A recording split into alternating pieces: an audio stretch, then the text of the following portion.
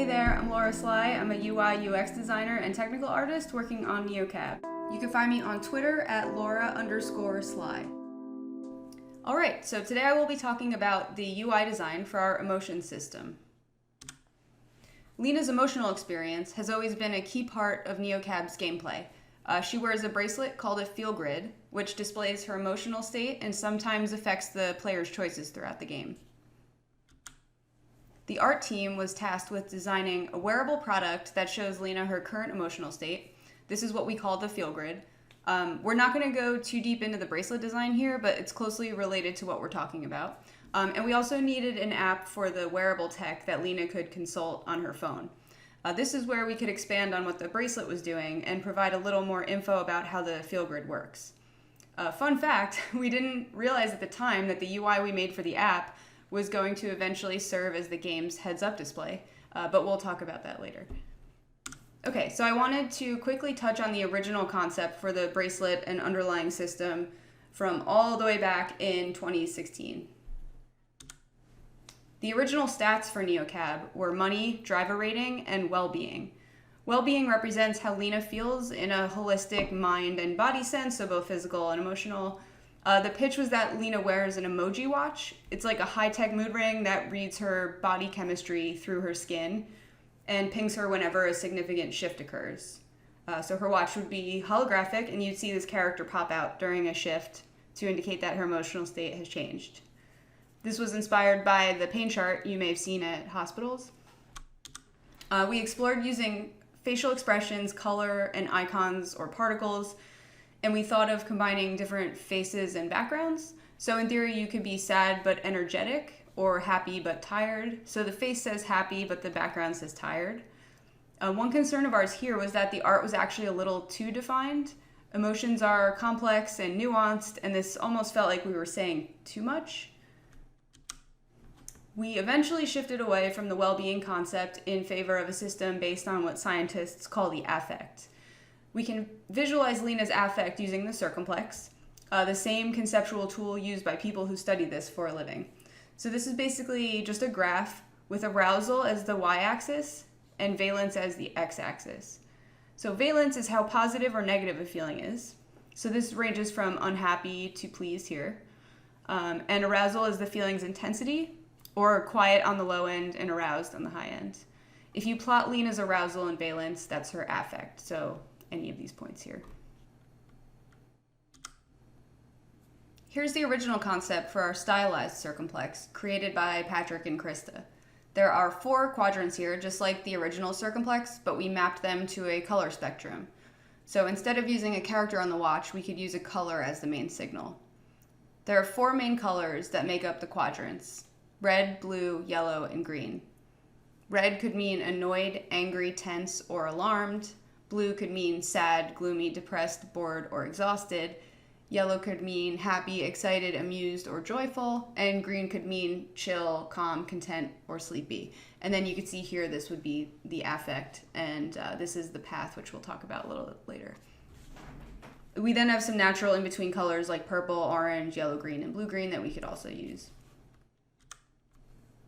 In terms of arousal, so the y-axis, red and yellow are both higher energy areas, and blue and green are lower energy areas. In terms of valence, x-axis, red and blue are negative areas, and yellow and green are positive. So this colored circumplex could double as both, number 1, the underlying system for how we actually determine Lena's affect behind the scenes, in other words, what drives the color on the Feelgrid bracelet, and number 2, some form of this could also act as the player-facing visual in the app's UI. Basically a map of Lena's emotional state that the player could reference during the game. Compared to the emoji watch, this approach is a bit more nuanced. So we're not really going to say that you're definitely happy, which is what a happy face clearly suggests on the original concept. We're just going to tell you, for example, number 1, that you're in the yellow. So you're somewhere in that yellow quadrant, and that could mean a number of emotions in the aroused and positive areas. And 2, exactly how yellow you are, or the intensity of your emotion. So the player could sort of fill in the gaps as they play. On the physical Feelgrid, we use colored bars that light up with the current affect color, and the 3 notches to show intensity, 1 notch if lean is closer to the center, and 2 to 3 notches as that feeling ramps up. Okay, so once we had a solid concept for the basis of the circumplex, we were able to map out some requirements for the UI. And keep in mind, this work happened over a long period of time, so we sort of collected these along the way. Like the bracelet design changed a little bit as we were doing this, and we were sort of just all figuring out everything at the same time. So we needed to turn this somewhat complex scientific system into a simple and useful visual that players could reference during the game. We needed to explain the colors, quadrants, and axes to the player without getting bogged down by potentially confusing terms like arousal and valence.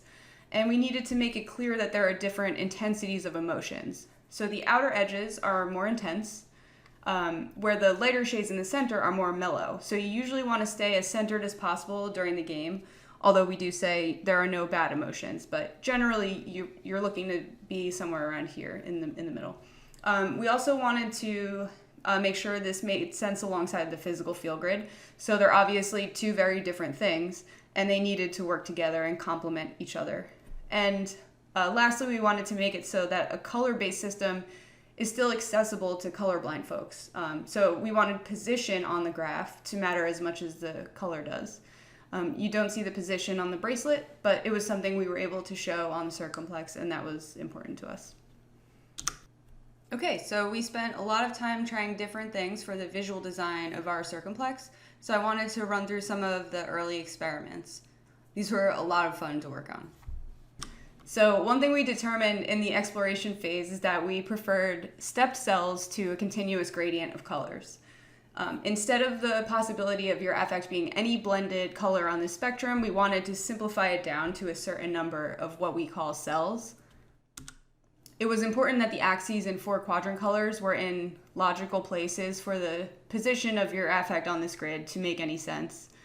We wanted players to be able to look at this and quickly parse, okay, I'm in the top right corner, I'm doing okay, or I'm in the top left corner, I need to chill out. So yeah, as you can see, it's harder to do this when the quadrants are not using a standard X and Y axis like this. Something like this angled one is just a little harder to see that. Part of this effort was also thinking through the visual design of Lena's affect, or what we started calling current status. That became our player-facing term for affect. So this is the most important part of the circumplex. This is what the player is going to be looking for when they're using this. So we tried scaling it up, outlining it, making it a different shape than the rest of the cells, a bunch of different things. We also explored using a line or cell styles to show your path through the circumplex, which is just your last few emotional states before your current status. So you can see 1, 2, 3 here. So 3 would be current status, and this would be the path. We also wanted to somehow communicate the 4 main colors or quadrants, which you can see here as colored glows behind the cells. This one wasn't super successful.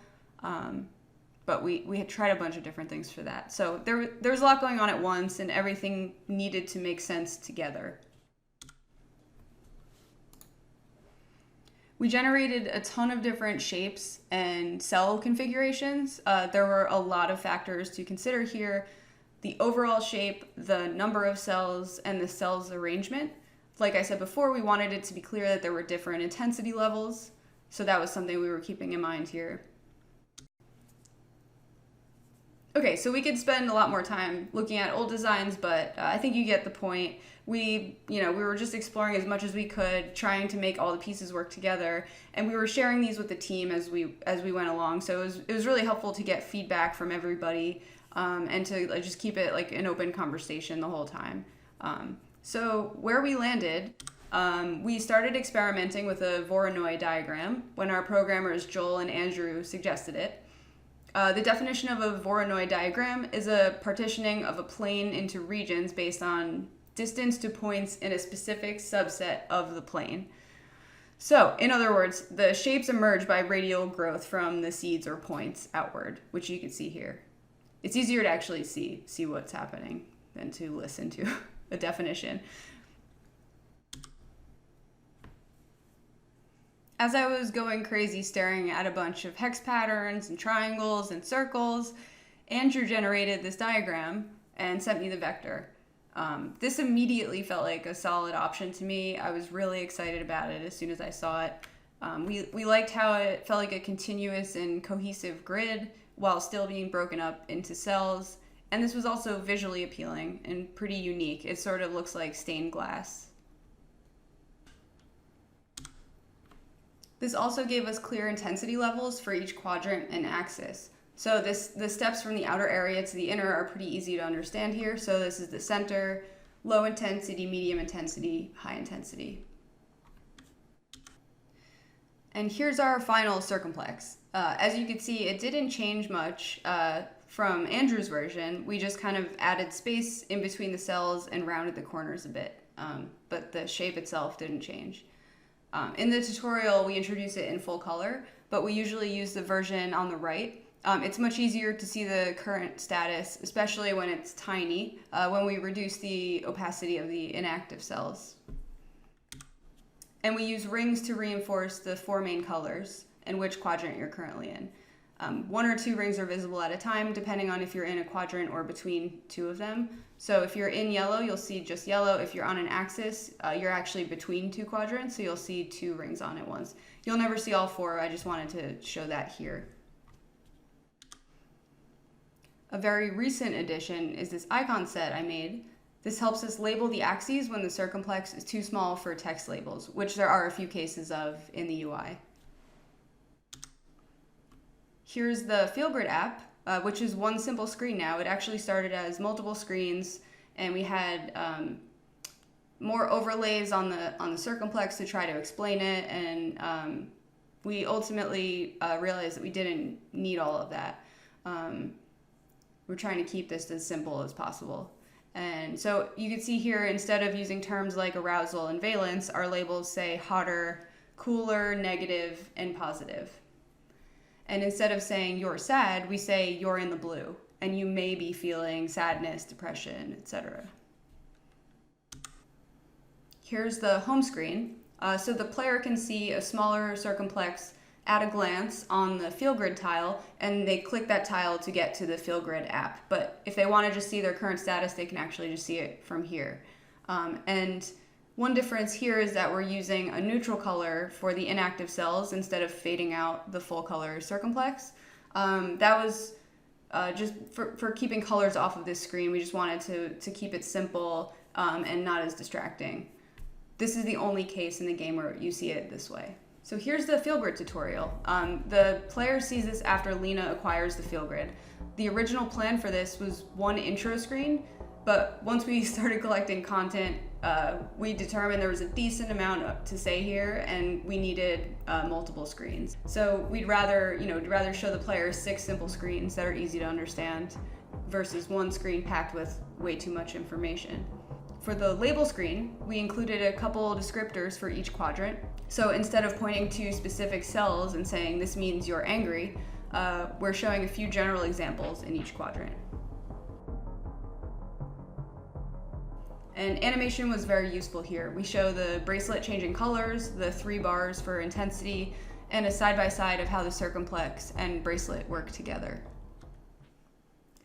So to wrap this up, I wanted to talk about a few things we learned from development and playtesting. So the first thing is showing your 2 previous states, which is what we called the path, was actually not very helpful on the static circumplex. It felt like too much information that wasn't entirely useful to the player, and it was also quite difficult to communicate what this was and why it mattered. We started to realize that maybe it didn't actually matter. So now when you see the circumplex on a static screen, we only highlight one cell. So the biggest thing we learned, in my opinion, is that we needed a heads-up display. For a long time, we tried to rely on just the bracelet in the car to communicate the shifts to the player. We have some holographic effects for the bracelet, plus some supporting audio cues. So we were just trying to use that and not have to use any UI there, but the issue is that the bracelet isn't in every shot. And there are some shots, where Lena isn't in it at all. You just see the packs or you just see the city. So we needed something to bridge that gap. We were using a debug version of the circumplex in our dev builds, which is what this is here. So we're using this in order to see shifts clearly and make sure things like the facial expressions and the disabled choices were matching up with Lena's affect. This was probably a sign that we needed this for real. So as developers, we needed something like this to playtest properly.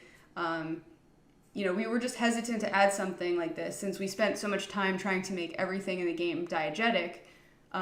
But ultimately, we decided that the emotional shifts were so much easier to notice and understand with a circumplex HUD. It fits pretty well in the bottom left corner and makes it so you always know exactly where you are when your affect changes or when a choice is affected by your emotion. We didn't even know going in that this was possibly the most important UI in the whole game. So the way that this works is when a shift happens or when you need to see your current status, we fade it in. So it's not always on screen, so we'll fade it in and then we'll show the change and then we'll fade it out. Here's the animated version of the HUD, which updates in real time during the game. This is actually a visual target I made in Principle before we built it out in Unity. So we show a temporary white line from your last state to your new one. And this line's actually kind of similar to the path that didn't make it in to the static design. This has been really helpful in making the shift easier to see and reinforces the little journey Lena took from her last affect to her new one. And as you can see, we're changing the opacity of the icons and turning the rings on and off as you change quadrants. So now I'm going to show some capture I took during a ride. So what you can see here is a bigger jump from green to red, and then shortly after that, you'll see a smaller shift from red to more intense red.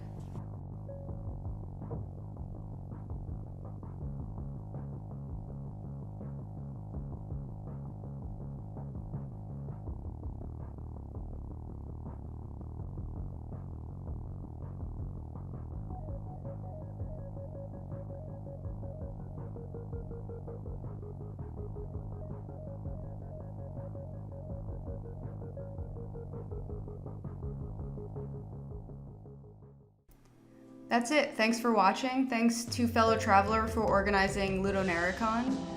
And stay human.